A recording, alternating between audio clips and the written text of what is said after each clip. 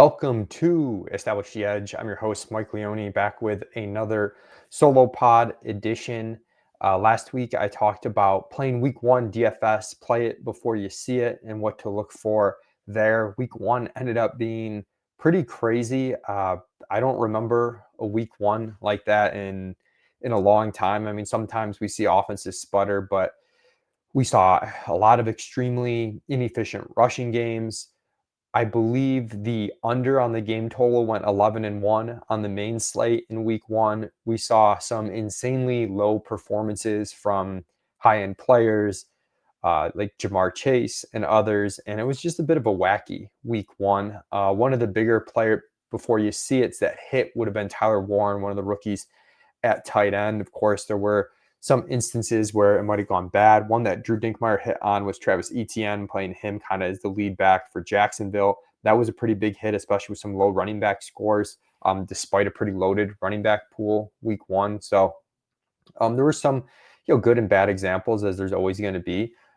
In week two, we're going to talk a little bit more about how to react to week one. Week one, there's a lot of uncertainty. You sort of feel like all of these possibilities are open. Sometimes week two, when we only have one data point, you feel the exact opposite, like certain players or teams are destined to just perform the same way that they did in week one for the rest of the season, which isn't the case. But historically, week two has been, one of my favorite weeks in DFS. I feel like there's a couple of ways to take advantage of week one reactions, whether it's the market overreacting or underreacting. Sometimes the market underreacts, where you might see something in the data that's really bullish for a player or a team, but because the result was kind of muted in week one, people aren't totally buying into it quite yet. And so going overweight on those positions can make a lot of sense. That's the, play it after you see it, but before they believe it sort of thing. And then the other side is to when the market overreacts to things. So week one, that first example would be the market underreacting. Second one would be market overreacting, where Miami's a disaster week one. They cannot possibly foresee Miami not being a disaster the rest of the season, or a certain player goes nuts. And there weren't a lot of players that went nuts week one, but a player like Emeka Egbuka, he's not on the main slate for week two, but if he was, might be an example of like people thinking, oh, this is clearly, Chris Godwin all over again. We're getting him at a cheap price tag. When you look close to the data, as awesome as Egbuka was, he ran a little bit hot on the touchdown variance. There were some ways that might not have worked out the way it was, which isn't to say he isn't going to be a great DFS play, just to say that had he been priced, I don't know, in the mid fives or the low sixes for week two, he could have carried a ton of ownership because that week one result, especially with all the other wide receivers failing,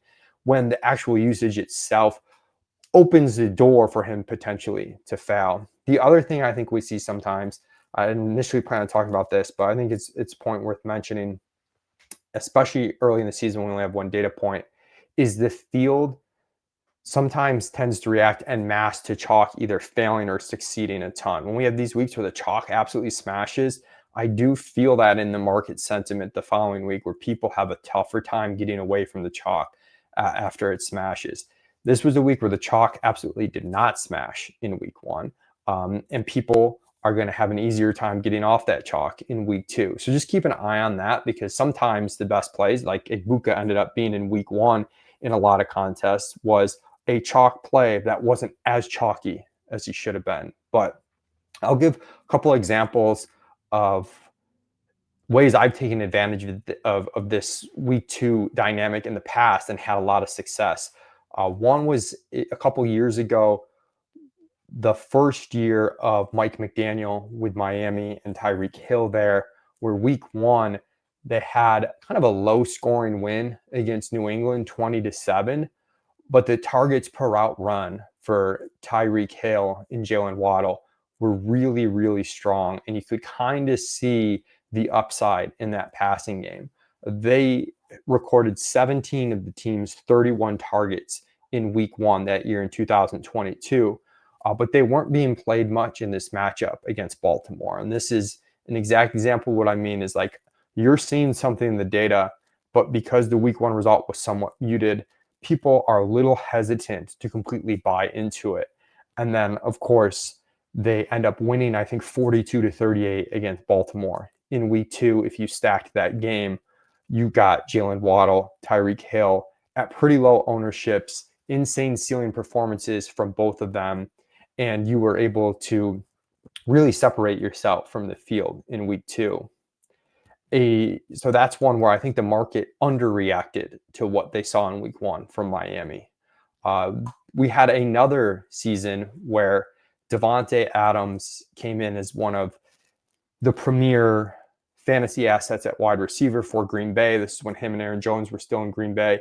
He comes out, puts up an absolutely dominating performance in week 1, has a very good matchup against Detroit in week 2, and he is so incredibly high owned because it's one of those situations where really good player absolutely smashes week 1, has a good matchup week 2, and in people's minds you kind of go to, there's just no way this player fails in week 2. Kind of what we saw in week 1, there's always a way players can fail. That Jamar Chase performance against Cleveland was insane. Nobody would have foreseen that. Those outcomes can still happen. And what Drew and I did on Establish a Million, that might have been our first year doing Establish a Million, actually. And we got onto Aaron Jones as direct leverage off the teammate. And Aaron Jones, we get the outlier 99th percentile outcome where the Packers steamroll the Lions. Aaron Jones scores 4 touchdowns. The pass volume then's muted. Devontae Adams fouls. So you have this really low-owned, 8 to 10% running back in Aaron Jones with a huge ceiling, absolutely smash. And then you didn't play the 30+% owned, really expensive wide receiver who ends up with a floor game. So there's a couple examples week 2 in which was able to have success in tournaments, either reacting more strongly to something that I saw in week 1 than the field did, or trying to underreact, to something that the field saw and sort of just was overly confident that there's no way this situation could change moving forward. So few of the spots I want to look at for week 2, and just give some examples. Now I'm recording this on Tuesday. It's really tough. I have no idea where ownership's going to be. And a big part of this is to not chase ownership. It's to an extent, it's to almost be able to not have a strong opinion and just say, I'm going to do the opposite what the market does. There's enough uncertainty. That's not to say you shouldn't have opinions or inject that. But in these situations where a lot's either changing based on week 1 data or people are hesitant to change stuff based on week 1 data, if the market is very overconfident one way or the other, sometimes just blindly taking the opposite direction can be, a positive in GPPs as you're mixing that into smart lineups. It doesn't mean you have to do it top to bottom in your whole lineup. But one spot where I'm curious to see what other projection systems do with this player, but we had a rookie in Harold Fannin who had, according to our expected fantasy points model, the 3rd most expected fantasy points at the tight end position week 1. This was a player who was extremely productive in college. There were some concerns about how quickly he would contribute. Had some really good preseason usage, but then there was a weird quote from Joe Flacco that made it seem like it might take a little bit of time for Fannin. And then he goes out, he leads the team in targets. He also gets a carry. He's involved early. And it's just very clear that this is the type of player you want to be in on early. Of course, he's only $3,100 on DraftKings. Am worried you're going to see some ownership here with the ship chasing curse hopefully broken this year for Harold Fannin. But we'll see if some projection systems have a tamer projection on him. I could see him being moderately owned, and you might still want to take a very heavy overweight stance on that if you're just willing to buy into that week 1 usage on a rookie right away. Now, the other tight end that had awesome usage week 1 is Juwan Johnson at 3,600. And this is a situation where I think either of these players you could react quickly on. There's not a lot of opportunity cost in going cheap at tight end on DraftKings. It's generally a good move. If one of these is way over-owned and the other's under-owned, just take the under-owned one. But Juwan Johnson plays 99% of snaps for the Saints. There's no Taysom Hill there. I think we talked about him very briefly on ETM a little bit, but it was a very good outing for Juwan Johnson in terms of that usage, and there's no reason to think that it doesn't stick. He's a little bit more of a boring name than Fannin, so I could see him getting a little bit less ownership. On the flip side, because that insane snap rate, Fannin didn't quite play the same snap rate. It's possible other market projection systems move more quickly on Juwan Johnson, a player we have more of a history on, than they do on Harold Fannin, which could sway ownership the other way. So that's one that I want to keep an eye on. Another one is the Chiefs wide receiver situation. Our number one player in expected fantasy points at the wide receiver position this week, Hollywood Brown. And we also had Tyquan Thornton, who was 10th in air yards on the week with an absurd ADOT of 29. I was pretty sure he would get some deep shots. You have Xavier Worthy in that game going out very early. Again, going to keep my eye on the ownership here. I could see people, we're going to see ownership on Hollywood Brown, that's for sure. Thornton's kind of interesting where because the results didn't necessarily track, he only had 6 fantasy points in week 1. That could keep the ownership down for him. But in addition to the roles for these two players being strong, continued to see the Chiefs not being able to run the ball that well. They've got a tough matchup against Philadelphia. I think they're going to have to throw. We spent all offseason thinking they'd be more aggressive than they were last year. They really kind of ran pure last year with this grinded out run game, really good defense. That was somewhat on display, even with Worthy getting hurt. They had a plus 11% pass rate over expectation. That was the second highest on the entire week. So the KC wide receivers are two where, I might want to move pretty quickly on that from a DFS standpoint. The one spot where a couple spots where I might not move as quickly, interested to see what the market does on these players, but the Buffalo Bills wide receivers. The Bills had some positives in terms of that wide receiver rotation tightening up a little bit from last year, something I was hopeful that we'd see, and we did kind of see it with clear top 3 in snaps being Keon Coleman, Khalil Shakir, and Joshua Palmer. But that game just got nutty. This Bills team that was honestly pretty neutral and pass rate over expectation ends up throwing the ball an incredible amount of times just because they were playing in desperation mode. You can see Josh Allen, 46 attempts, threw for 394 yards. The vast majority of those yards all came in the fourth quarter, playing catch up. I don't think the Bills are going to be in such a track meet against the Jets this week. When that pass volume comes down, and the Bills are very volatile in terms of the types of games they call. If they're able to run the ball successfully, they're not going to throw a ton. And then there are a couple things with Palmer and Coleman that, despite the tiny and wide receiver rotation, are slightly concerning. With Josh Palmer, he only ran, I think, like 60%. I didn't see the exact route data, but I think he played like 60% of the snaps. So he's coming off the field for some of the 2 tight end stuff. We did have a little bit of Tyrell Shavers and Elijah Moore in there. And then you look at Keon Coleman, who I'm excited about for this season. I'm a little bit of a homer with Keon Coleman. This is someone I could definitely see getting ownership at 5,100 on DraftKings this week. But again, I still think he's a very boom or bust player. Some of his separation data wasn't good week 1. That's been a knock on him as a prospect throughout his rookie year. I think he can be a good fantasy player despite that. Just the way he wins, not everybody has to win the same way. But I think it is going to lead to more boom or bust volatility. And if the ownership's going to get there, if people are going to assume more target volume for him, just because the Bills had a fluky game script week 1, that's not something I want to play into ownership. And I'll stick with that game and go to the other side with Garrett Wilson. You think I would learn my lesson fading the number 1 wide receiver for Justin Fields as Garrett Wilson puts up 22.5 fantasy points, 7 catches off 9 targets for 95 yards and a touchdown week 1. But look, the Jets had a negative 19% pass rate over expectation week 1 in a game that was a shootout.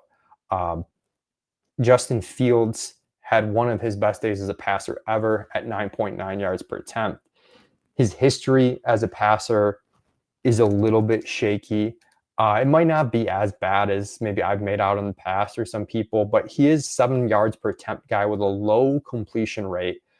there's just not going to be a lot of pass volume in this offense. So even though Garrett Wilson is very good, even though Garrett Wilson is going to have a very high percent of his team's targets, I think there's some boom or bust nature to him as well. And that's another player that I'm not interested buying in that really incredible week one performance. And even still, the 22.5 he put up, you'd be stoked with. On some weeks, though, that's not as impressive. It's going to stick out even more because the performances were so bad. You can see if I just sort on fantasy points per game on the main slate, which we literally have 1 week of data, Keon Coleman is second here, and Garrett Wilson is fifth on the list here. So two of the top 5 guys in fantasy points from week 1 playing against each other in week 2. I do think the ownership could be a little bit too high here. So some spots that I want to look at that weren't players that had good data or teams that had good data in week 1, but I might play into anyways, are going to be some of these teams that really had some putrid offensive performances. Miami, Cincinnati, Chicago, Detroit, really frustrating performances from these teams. There's reasons, with the exception of maybe Cincinnati, who always seems to start off slow, why you should be concerned about these teams long term. Miami, we know the bottom could fall out, or maybe already has fallen out on this team. Chicago, the concerns around whether or not Caleb Williams can get it done are definitely, I think, valid after what we saw week 1, which we saw some ups and downs with him. We saw him make some really good plays, but we're not seeing enough in structure from him. Detroit losing Ben Johnson and really struggling in that game against Green Bay. But these are teams that if the ownership's off, I'm going to go back to because I think they all have offensive setups that can net really high fantasy potential on a given week. The ceilings are there. Chicago and Detroit play one another. It's the highest total game of the week, so it's possible we don't get the ownership discount we want. But if we get it, I'm very interested. Amon-Ra St. Brown is someone in that game I think could be very low owned with the target share being down week 1. In addition to the team struggling, I think if people are willing to forgive Detroit, they're probably going to go back to more like Jahmyr Gibbs, Sam Laporta, based on that usage week 1. They might be a little bit less willing to go to an expensive Amon-Ra St. Brown who didn't have the target share that we wanted week 1. The Miami spot, that was an ugly performance. We've seen some ugly performances out of Miami the last few years, but usually they start off a bit hot, and I don't think I've ever seen Tua worse than he was then.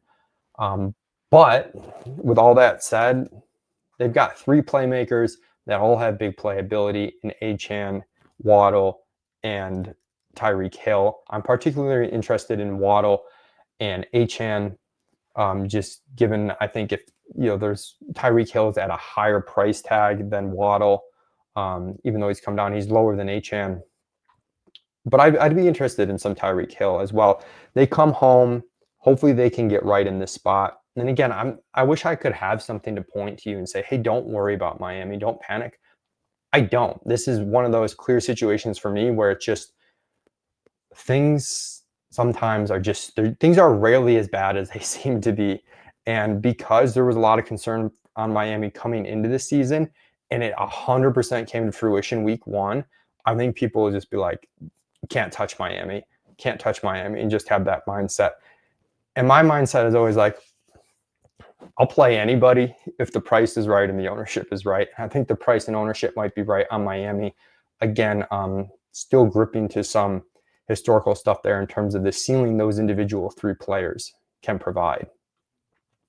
Cincinnati, I won't spend too much time on just because I don't think that we're going to get any sort of legitimate discount on Cincinnati here. I think that's one that people are going to be pretty comfortable just waving aside. But I did want to note that there were a few teams, Miami being up there and Cincinnati as well, that didn't even run 50 real offensive plays in week 1. That's, insane.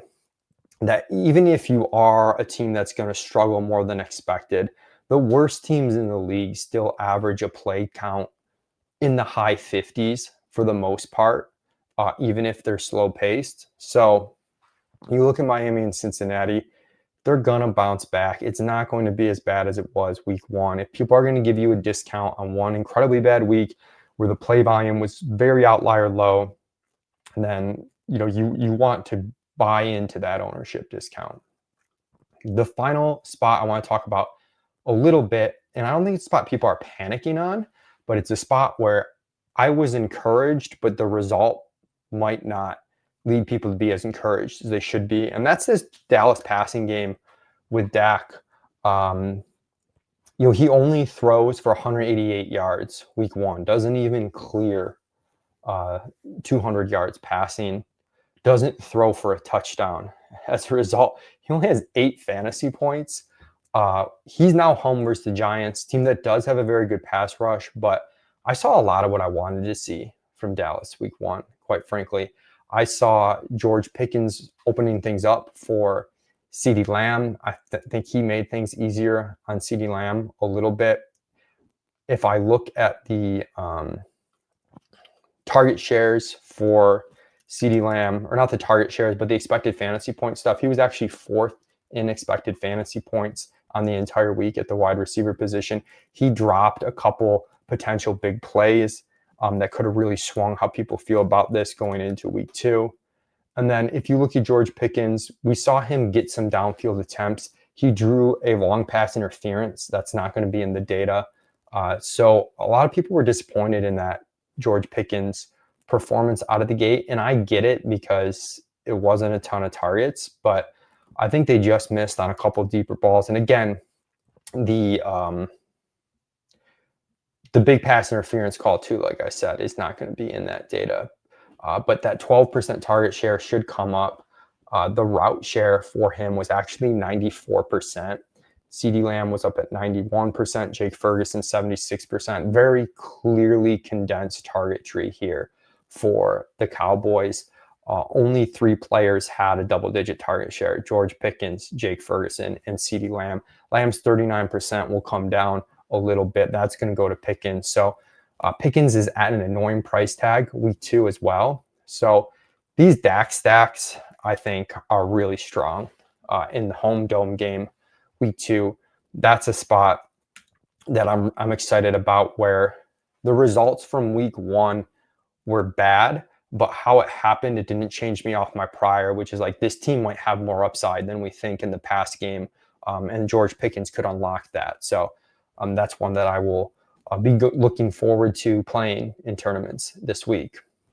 All right, I hope that's helpful, both macro in terms of how I approach week 2 and reacting to week 1 stuff, as well as maybe giving you some micro tidbits, things to think about when you're making your DFS tournament lineups for week 2. If you haven't established your own premium product, Dink and I go over all of the ownership expectations, because some of the players I talked about might end up different than I'm assuming it will be now on Establish a Million Saturday mornings. I also do a lineup build show on Saturday nights to go over updated thoughts, so make sure to check that out. Appreciate everybody for tuning in. Best of luck this week.